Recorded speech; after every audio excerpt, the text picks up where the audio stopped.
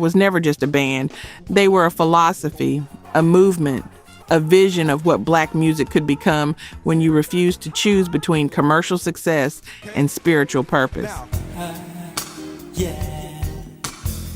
You turned out 12 ways Maurice White and his brothers built something the industry had never seen before. 12 reasons their name still means more than most groups will ever accomplish. Put your light. Shine, stop. And if you grew up hearing these songs at family cookouts, slow dances, or late night drives, you already know this wasn't just entertainment. This was transformation. Number 12, 11. The instrument nobody knew became the sound everybody recognized, the kalimba. An African thumb piano about the size of a book. Metal tines mounted on a wooden board, played with your thumbs. Maurice White discovered it in a Chicago drum store in the late 60s. His mentor, Phil Cohen, had introduced him to it, and when Maurice heard that sound, that shimmer, that vibration, he knew he'd found something that could pierce through anyone's armor. You hear it on Evil from 1973. You hear it threading through Shining Star. You hear it on songs where most people don't even realize what they're hearing, but your body knows. That metallic, hypnotic pulse that feels ancient and futuristic at the same time. Here's what Maurice understood. The kalimba wasn't exotic for the sake of being exotic. It was connection. Phil Cohen used it to reference African traditions in modern music. Maurice took that further.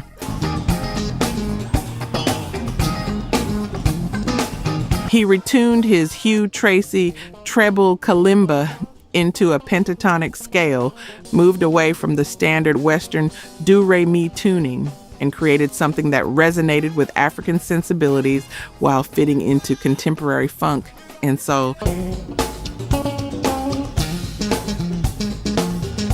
And when he played it live, the whole band would thin out, the horns would back off, the drums would pull back, just enough space for that tiny instrument to dominate the music. That takes discipline. That takes musicians who understand that sometimes the most powerful thing you can do is hold back and let one voice speak. Maurice loved the kalimba so much he named his production company after it, Kalimba Productions. Later, Kalimba Records. For him, it wasn't just an instrument. It was a symbol of everything he was trying to do. Take ancient African wisdom, adapt it for modern ears, and use it to transform people's consciousness. When Q-Tip from A Tribe Called Quest said he wanted to make hip-hop as close to earth, wind, and fire as possible, he wasn't just talking about the grooves. He was talking about that fearlessness, that willingness to bring something the mainstream had never heard and make it the centerpiece. The kalimba became Maurice's signature, and decades later, it's still introducing people to an instrument they never knew existed. That's cultural preservation wrapped in innovation. That's exactly what Earth, Wind, and Fire was about. Real talk. Only 9% of you are subscribed. That hurts. We're spending hours digging through archives, fact-checking every detail, bringing these stories back to life. And if you're watching this far, you clearly care. So hit subscribe. It's free and takes 2 seconds. Now, to my subscribers, barely any of you have joined the membership. And honestly, that stings even more. You know the work we put in. You keep coming back. If these videos have ever made you feel something, if this music means something to you, join the membership. It's $1 coffee a month, and it's the only way we keep this going. Let's build this together. All right, back to it. Number 10. Four octaves that shouldn't exist in one human voice. Philip Bailey, 1972. He's a college student at the University of Colorado when Maurice White invites him to audition. Bailey's a percussionist, a vocalist, someone with range, but even he didn't realize he had a falsetto until a music teacher told him. He'd been mimicking female singers, Nancy Wilson, Sarah Vaughan, Mahalia Jackson, just singing along, not thinking about technique. Then someone told him, "You have a very nice falsetto." And Philip said, "Oh, okay." That casual discovery became one of the most recognizable sounds in modern music.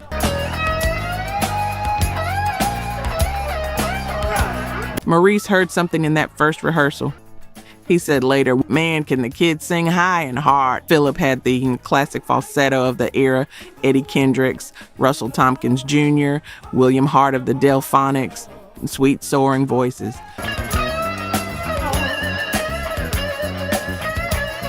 But Philip's falsetto had an edge, coarse, earthy. He could scream in falsetto and still have control. That's rare. That's the kind of voice that doesn't just sing notes. It cuts through everything else in the mix and lives in your memory. Here's what makes it remarkable. Philip is a natural baritone. The middle range, the tenor area, that was actually harder for him than the falsetto. So while most singers struggle with their high register, Philip's challenge was singing in his natural voice. He worked on it, but the falsetto, that was effortless.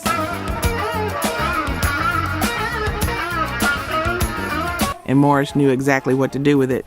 Pair Philip's falsetto with Maurice's tenor, and you get this vocal interplay that became Earth, Wind, and Fire's signature.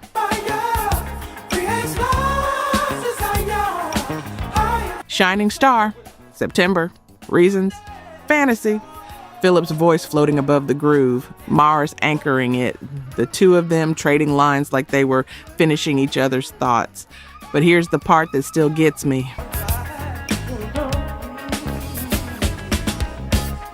Philip could sing lower. He could sing in his middle range. He had those colors available to him, but Maurice understood the power of restraint. He knew what Earth, Wind, and Fire needed, and Philip trusted that vision enough to stay in his role. That's not limitation. That's discipline in service of something greater. Philip went on to record solo albums where he explored his full range. Jazz albums, gospel records, that 1984 duet with Phil Collins, Easy Lover, that hit number 2.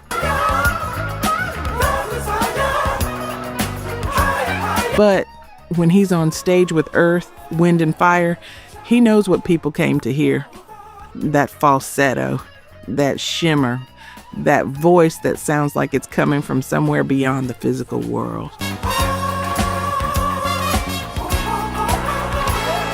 Four octaves, from bass notes to notes so high they feel like pure vibration, and he's still hitting them today.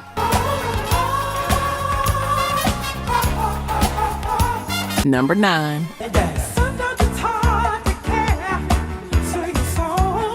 1975, the year they broke through and the year they proved black artists could sell albums, not just singles. Shining Star, that's the song everyone knows. Number 1 on the Billboard Hot 100, number 1 on the Hot Soul Singles chart. First Grammy Award for Best R&B Performance by a duo or group.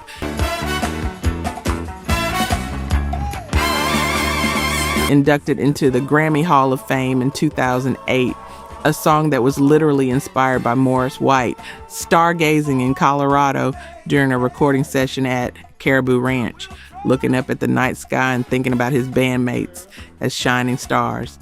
But here's the part that matters more. The album That's the Way of the World went to number 1 too. Pop chart and R&B chart simultaneously. Earth, Wind, and Fire became the first black act to top both the Billboard album and singles charts at the same time. The first.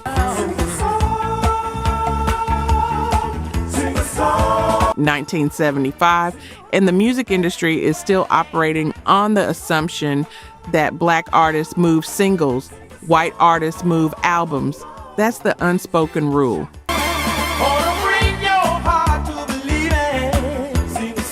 You might get a hit song on the radio, but album sales, that's not your lane. That's where the real money is, and the industry has structured everything to keep those gates closed. Maurice White looked at that structure and said, we're not playing by those rules. That's the way of the world. It wasn't just successful. It was Columbia Records' biggest seller in 1975. And it didn't succeed by watering down the music or chasing crossover appeal. It succeeded by being exactly what Maurice envisioned: jazz-influenced funk with spiritual lyrics, elaborate arrangements, full horn section, and a sound that refused to fit into any single category.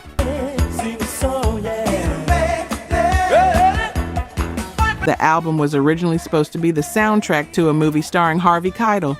The movie was a colossal flop, but Maurice made sure the album wasn't labeled as a soundtrack. He knew what would happen if people thought it was just background music to a film. So when the movie tanked, the album kept rising. And here's what that success meant. Suddenly, record labels had to reconsider everything. You could have artistic integrity and commercial success. You could be proudly black and appeal to multiple audiences. You could sell millions without compromising your vision.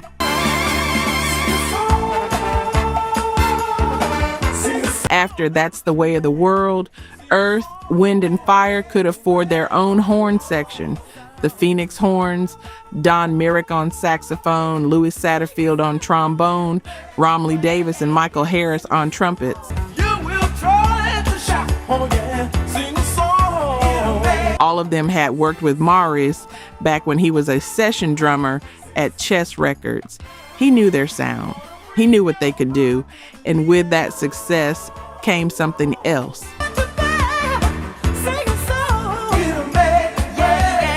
Freedom. The freedom to hire magicians for their stage shows. The freedom to design elaborate Egyptian-inspired costumes. The freedom to take risks on the next album because they'd proven they could deliver both artistry and sales. Number one album. Number one single. Same week, same band. That's not just breaking through, that's breaking down walls. Number 8. The stage show that turned concerts into ceremonies. Earth, Wind, and Fire didn't just perform, they transported. Late 1970s. You're at an arena. The lights go down. Then you see them. 9 men in flowing African robes and dashikis, colors so vibrant they seem to glow. The horn section hits. The rhythm section locks in, and then the magic starts. Literal magic.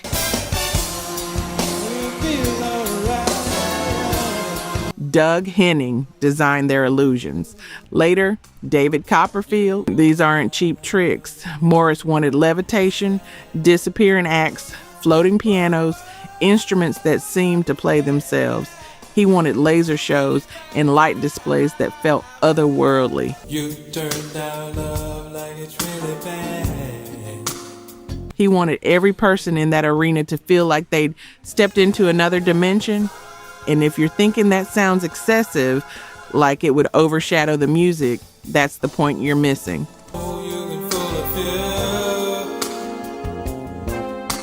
The spectacle wasn't separate from the music. It was the music made visual, the spiritual philosophy made physical.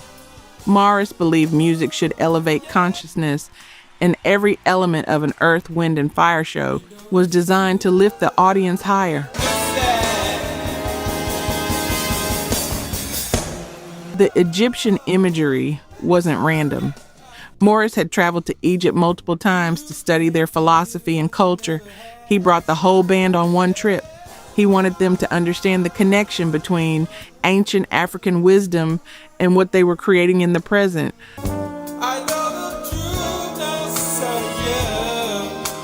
Those pyramids, those hieroglyphs, those symbols on stage, they weren't decoration, they were lineage. But here's what made it work. You turned down love like it's really bad. The musicianship never took a back seat. These were jazz musicians at heart. Philip Bailey said it himself. We were jazz musicians playing popular music.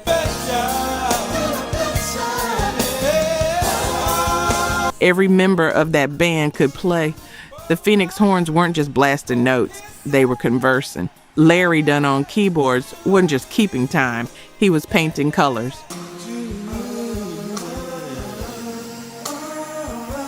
Verdine White on bass wasn't just laying foundation, he was dancing with the drums.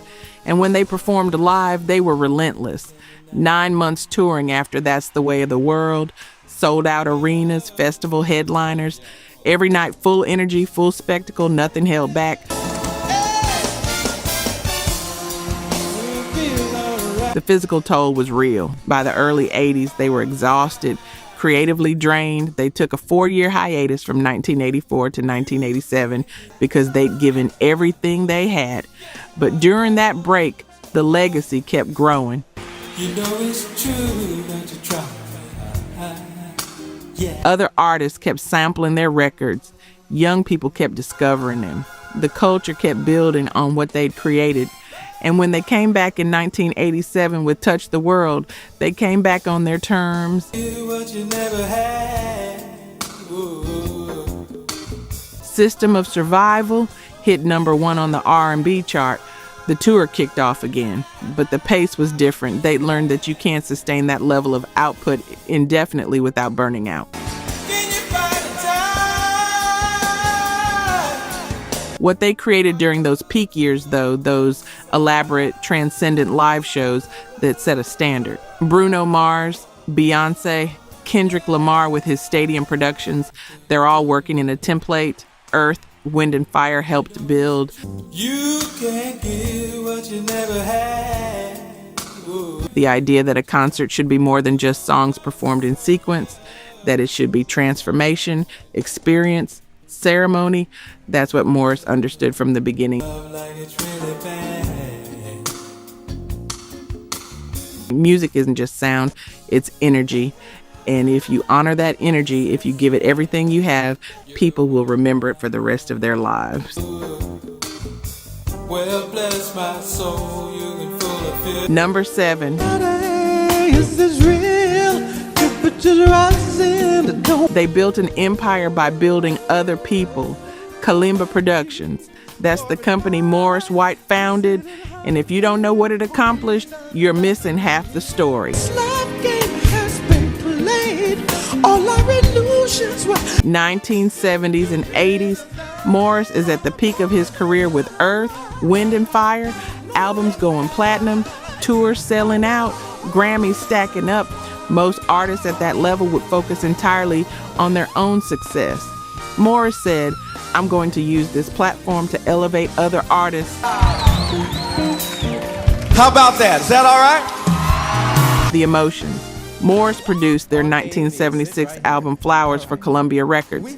Then in 1977, he produced Best of My Love. That song hit #1 on the pop chart, #1 on the R&B chart, Grammy winner. The Emotions went from respected gospel soul group to household name. Put on some Earth, Wind and Fire, all right? And Leave It to Me. Denise Williams. Maurice co-produced her debut album, This Is Niecy, in 1976. Then came Free in 1977, another #1 R&B hit. Denise would go on to become a Grammy-winning powerhouse, but Maurice gave her that first major platform.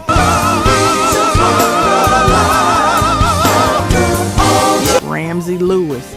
Maurice co-produced Sun Goddess in 1974, the album that gave Ramsey his biggest hit in years. The title track, credited to Ramsey Lewis and Earth, Wind and Fire, hit #20 on the R&B chart. start to fade. The album went gold, peaked at number 12 on the pop chart. Maurice played on it, brought his vision to it, made sure it succeeded. But here's what's remarkable about this. Maurice didn't just attach his name and collect checks. He brought the same level of care and creativity to these projects that he brought to Earth, Wind, and Fire. Quick, we don't have much time. So, what's your name, doll? Julie. He co-produced with Charles Stepney, who was essential to developing the Earth, Wind, and Fire sound. When Stepney died suddenly of a heart attack in 1976 at age 45, Maurice was devastated.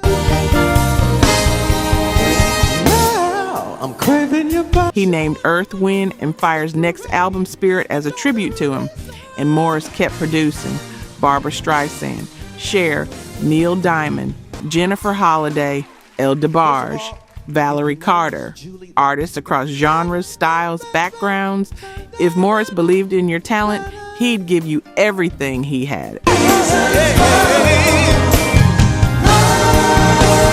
What he was building wasn't just a production company.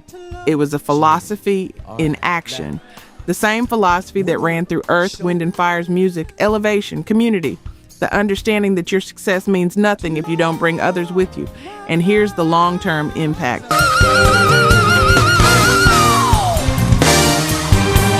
Those artists Maurice produced went on to influence another generation. The Emotions worked with Earth, Wind, and Fire on Boogie Wonderland in 1979, one of the biggest hits for both groups. Now, once you get everything exactly the way you want to, then you gotta... Denise Williams mentored younger singers. Ramsey Lewis's Renaissance opened doors for other jazz artists.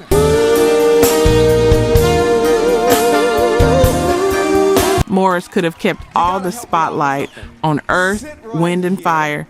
Instead, he built an ecosystem, and that ecosystem is still generating music today. Number 6.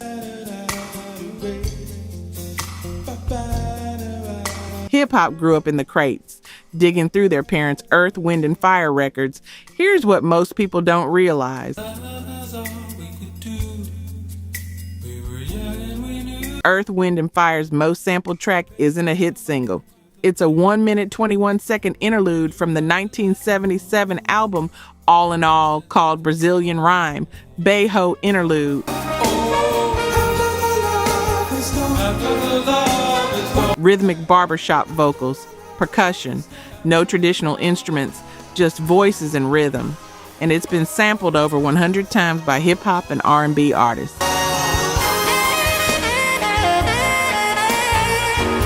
Big Pun, Black Eyed Peas, Eazy-E, Mary J. Blige, Madlib, The Fugees. House DJs loop it and extend it for dance floors. Q-Tip from A Tribe Called Quest sampled it for Mr. Muhammad.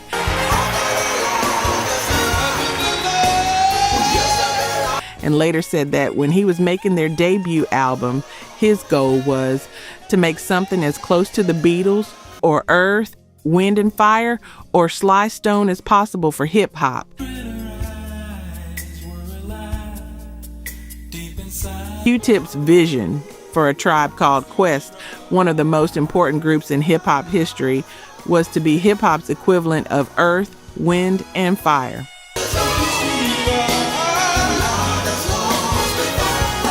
Outkast built Spotty Oddie Dopalicious around a sample of Be Ever Wonderful. That song became a modern classic. Kanye West sampled Devotion for We Can't Stop. Kendrick Lamar used Earth, Wind, and Fire sound as foundational texture.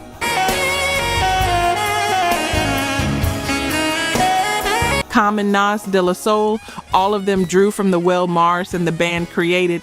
But here's what makes this deeper than just sampling. These hip-hop artists weren't just taking the grooves, they were taking the philosophy.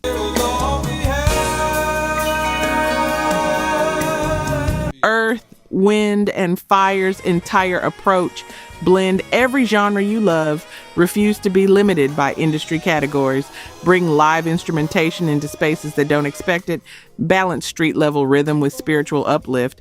That became the blueprint for progressive hip-hop.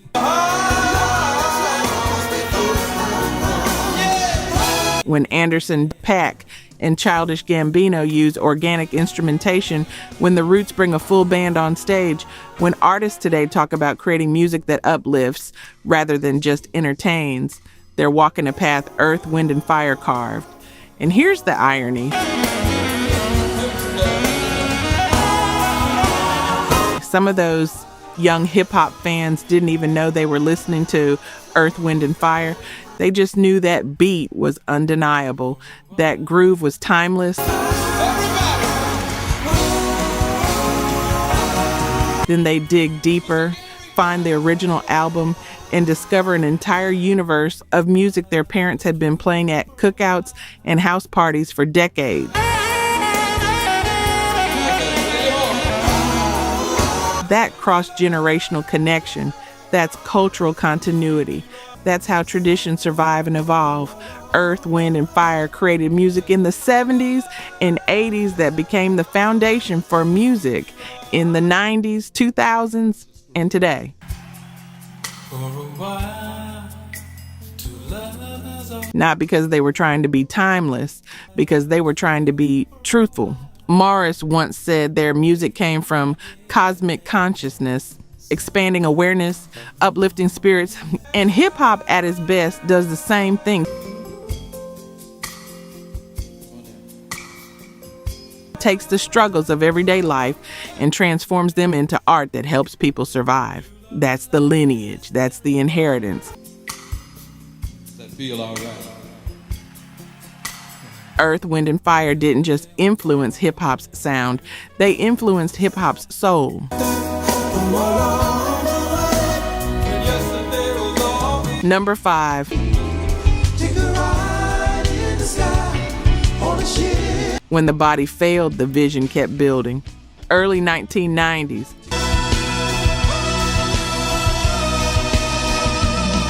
Maurice White is diagnosed with Parkinson's disease, a degenerative neurological condition. There's no cure. The symptoms get worse over time. For most people, that diagnosis would mean the end of a performing career. Maurice kept going. He stops touring with the band. He can't handle the physical demands anymore, but he doesn't retire. He doesn't step away. He stays as the creative director, the producer, the visionary guiding every decision Earth, Wind, and Fire makes. Philip Bailey becomes the onstage frontman. Verdine White and Ralph Johnson continue as longtime members. The band keeps touring, keeps recording, keeps performing for hundreds of thousands of fans.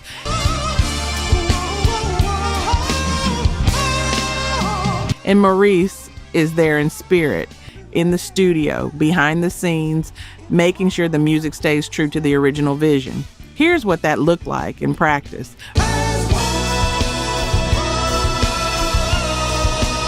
Maurice executive produced the 2007 tribute album Interpretations, celebrating the music of Earth, Wind, and Fire.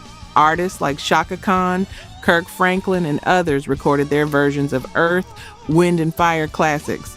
Maurice curated it, guided it, made sure it honored the legacy. He stayed involved with every Earth, Wind, and Fire project. The band released albums in the 90s and 2000s. Sunday Morning from the 1993 album Millennium hit number 10 on the adult R&B songs chart. The 2003 album The Promise, produced by Maurice, included All in the Way, which featured The Emotions and reached number 13 on the Billboard adult R&B songs chart. Maurice couldn't tour, but the music didn't stop, the influence didn't stop. And here's what that meant for the culture.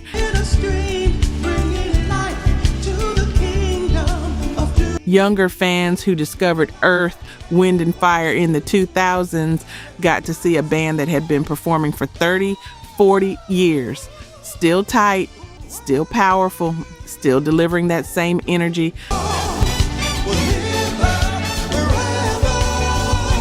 Philip Bailey hitting those falsetto notes in his 60s. Maurice White, Maurice's younger brother, still anchoring the bass, still moving across the stage with his signature energy.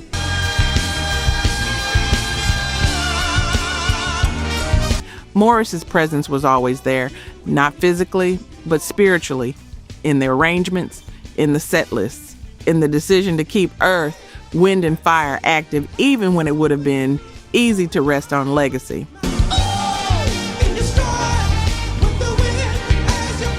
Maurice White dies at age 74, February 4th, and the tributes come from everywhere, artists across every genre, musicians who'd been influenced by him, produced by him, inspired by him.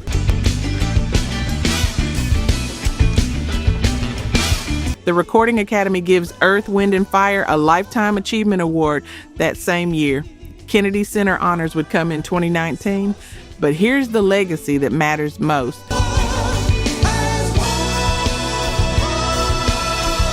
Maurice showed that leadership isn't about being the front person. It's about holding the vision even when you can't hold the microphone. It's about trusting the people you've built with to carry the mission forward. It's about understanding that the work is bigger than your individual role.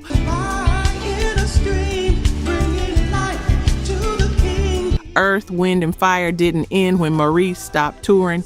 It continued, and it continued in a way that honored everything he'd built. That's rare.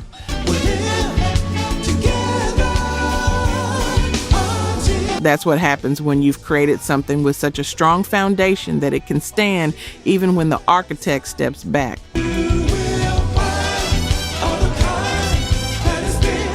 The Parkinsons took his body, it never touched his spirit. And the music, the philosophy, the elevation, the cosmic consciousness, that's still here.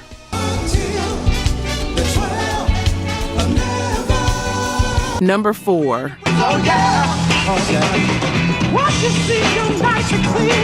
They made the impossible normal.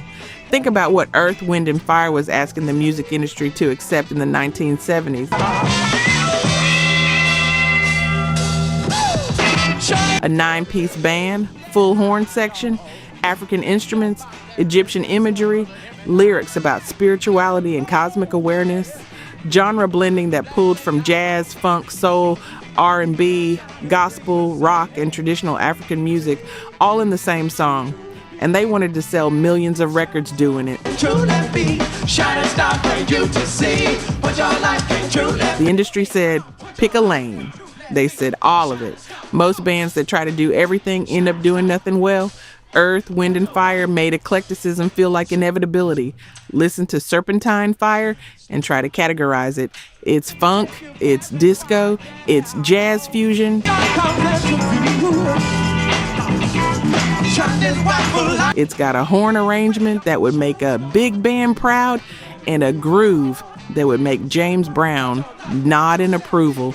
And it hit number 1 on the R&B chart in 1977, went top 10 on the pop chart. Here's the key.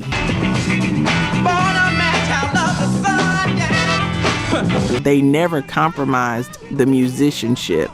Every member of Earth, Wind, and Fire could play. Not just competently, brilliantly. Larry Dunn on keyboards had jazz chops. Maurice White's bass playing wasn't just holding down the rhythm section. He was creating melodic counterpoint, dancing with the drums, adding texture.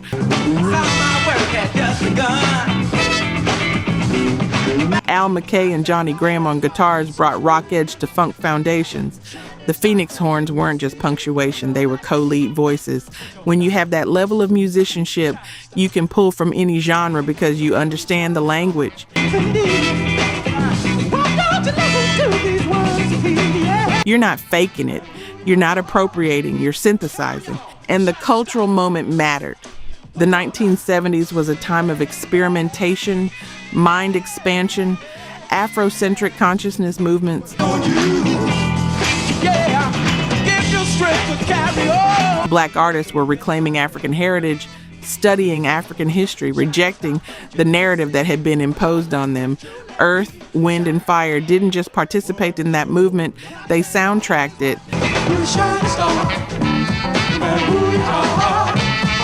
The robes and dashikis weren't costumes, they were declaration. The Egyptian pyramids and hieroglyphs on stage weren't props. They were connecting contemporary black music to 5,000 years of African civilization. Maurice wasn't saying, this is interesting aesthetics. He was saying, this is who we are. This is where we come from. And white audiences embraced it, not because Earth, Wind, and Fire diluted the message, but because the music was undeniable.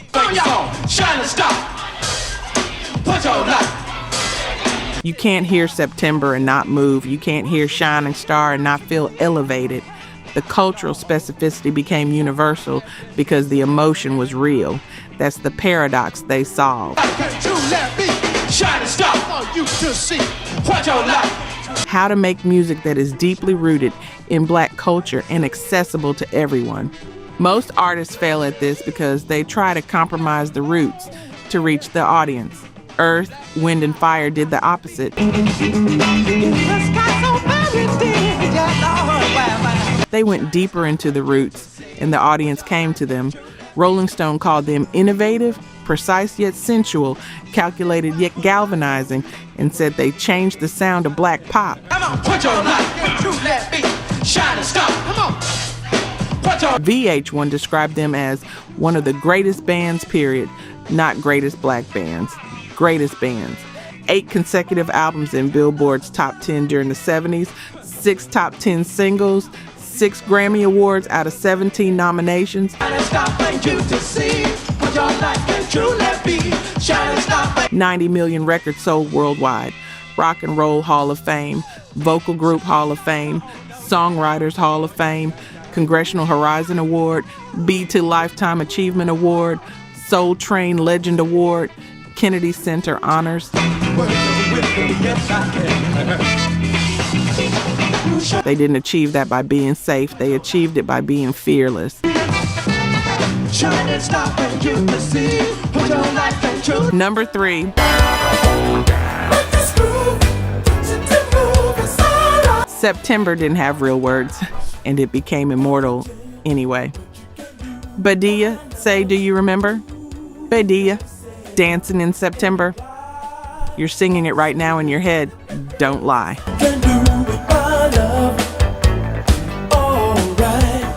The songwriter, Allie Willis, came up with ba-dee-ya as a placeholder, just syllables to mark where words would go later. And every time she played the song for Maurice and the band, she'd say, I'll write real lyrics for that part.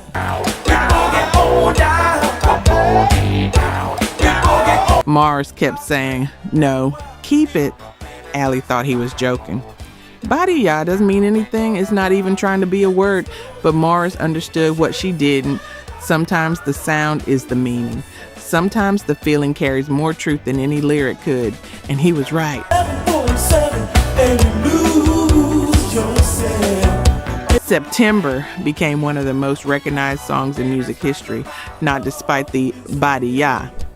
Because of it, those syllables are joy incarnate, pure, unfiltered, impossible to intellectualize. You can't analyze your way into ba-dee-ya. You just have to feel it.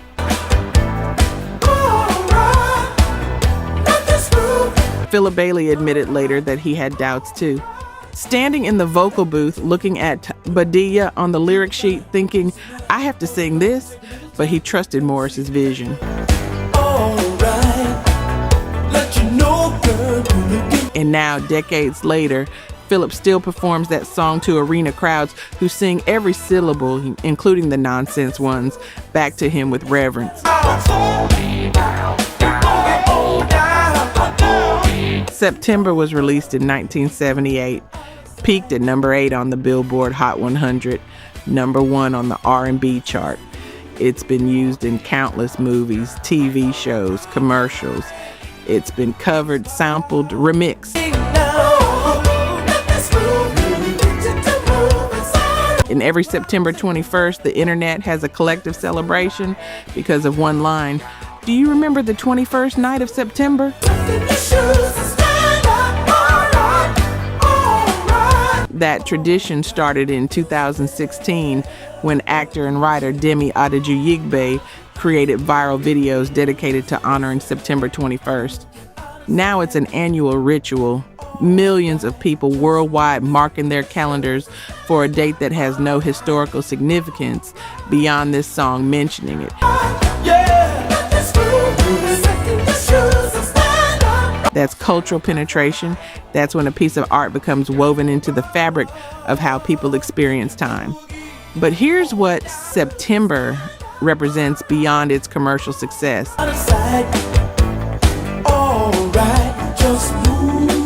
It's the purest expression of earth, wind and fire's philosophy, uplifting, celebratory, accessible without being simple. The chord changes are sophisticated. The horn arrangement is complex.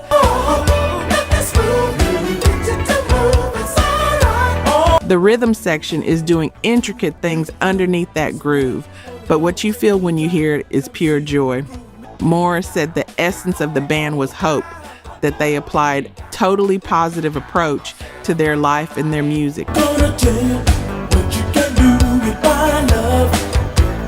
We won't allow it to reflect any negative vibes or thoughts.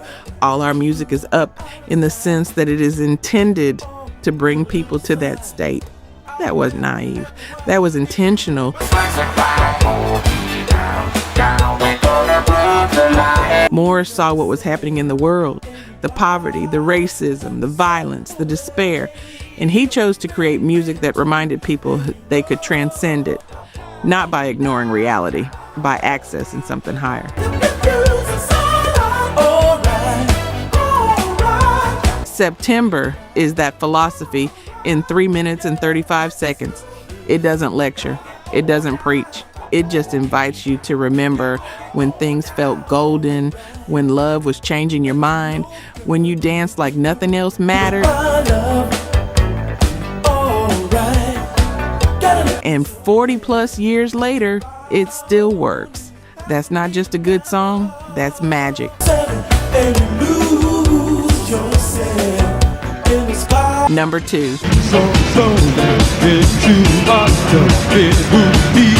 They proved that love and revolution could exist in the same song.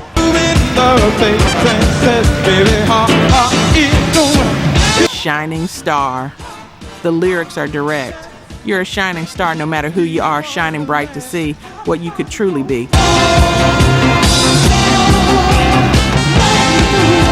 On the surface, it sounds like motivation, self-esteem anthem, feel-good lyrics over a disco funk groove, but listen to when it was released. 1975, post-civil rights movement, post-Black Power era. A generation of Black Americans trying to figure out what comes after protest, after legislation, after the symbolic victories that didn't fundamentally change their daily lives. And Maurice White is saying, you are a shining star, not because of what you achieve, not because of what you overcome, because of what you are. That's radical. That's telling people their worth is inherent, not earned. That their light is dependent on anyone's recognition or validation. And he's saying it on a song that went number 1 on both the pop and R&B chart. He's putting that message where it can reach the maximum number of people. But Maurice never separated the personal from the political. His interviews from the 70s talk about disciplines we apply to our life in respect of diet and living, and aspects which have to be kept clean, things that relate directly to the Creator.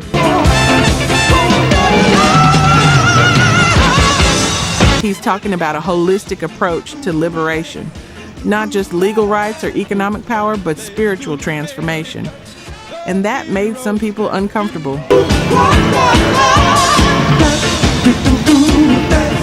Critics who wanted Earth, Wind, and Fire to be more explicitly political, to make protest songs, to address racism head-on in their lyrics. Maurice's response was essentially, we are addressing it.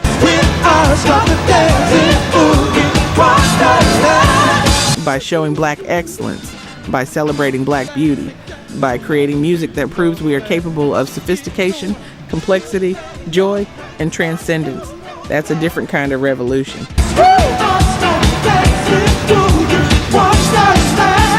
Not the fist in the air, though that has its place. The shining star, the embodied proof that you can't be reduced to anyone else's limitations. And the influence of that approach is everywhere.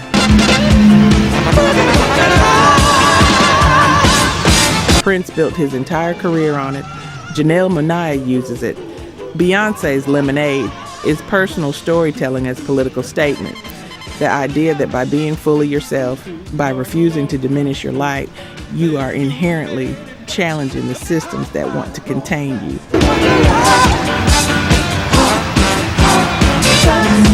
Earth, Wind, and Fire did this before it had a name, before anyone called it representation.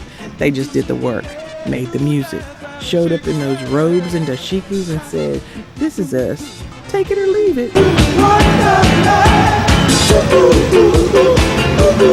And millions of people took it because it gave them something they desperately needed.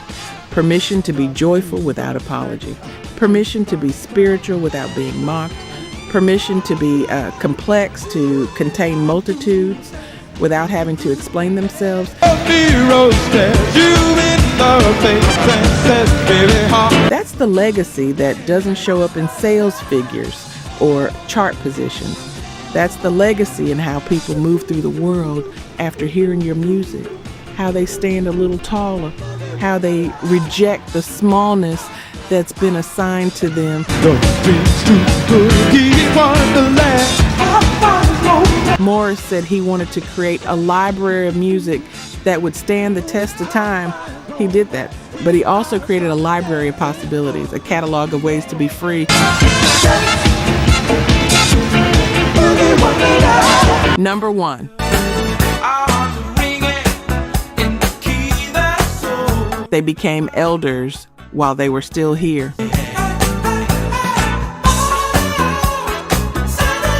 Earth, Wind, and Fire is still touring.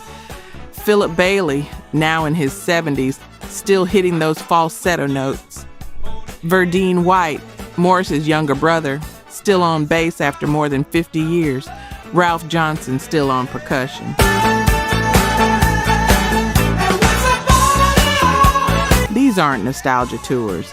These are living, breathing performances of music that refuses to age. But here's what makes this remarkable.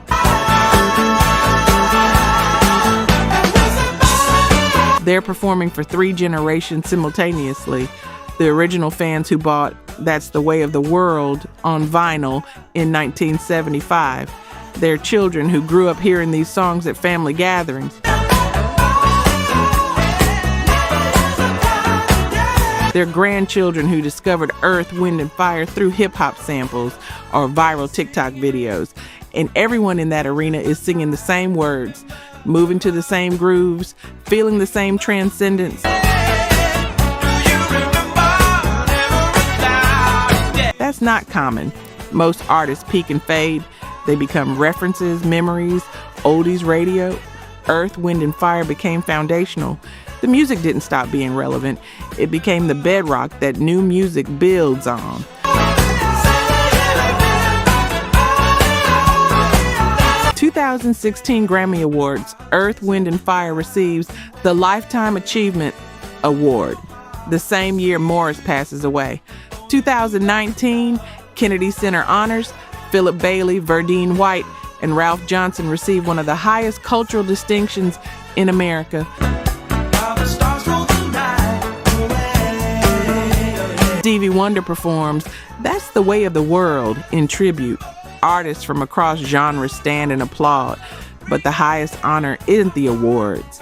It's what happens every September 21st when the world stops for one song.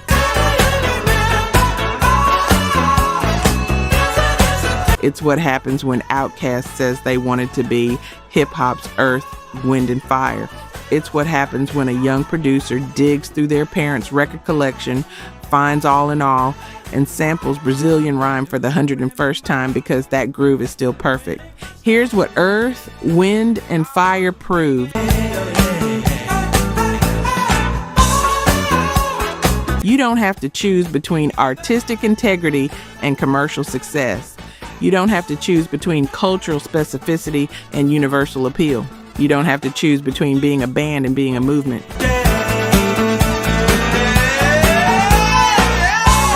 Maurice White built something that could survive without him. He built a philosophy strong enough that it continued after he couldn't physically lead anymore.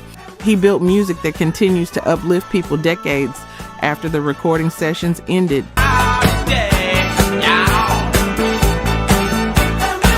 And the reason it works, the reason Earth, Wind, and Fire will still be relevant 100 years from now is because they weren't trying to be trendy. They were trying to be true. True to African heritage, true to spiritual principles, true to the belief that music could transform consciousness.